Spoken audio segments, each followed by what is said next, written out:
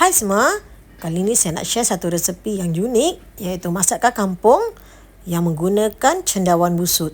Cendawan busut ni adalah cendawan yang tak boleh nak ditanam, dia memang tumbuh liar je dan biasanya dia akan muncul selepas hujan. Okey, first sekali potong dulu ikut saiz yang kita sukalah cendawan busut ni. Yang cendawan busut ni di jenis kuncup lagi ni ya.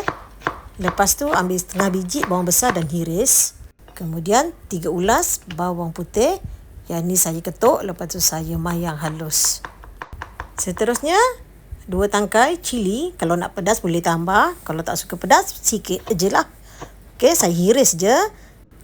Next, panaskan minyak dalam kuali dan tumis semua bahan-bahan tadi.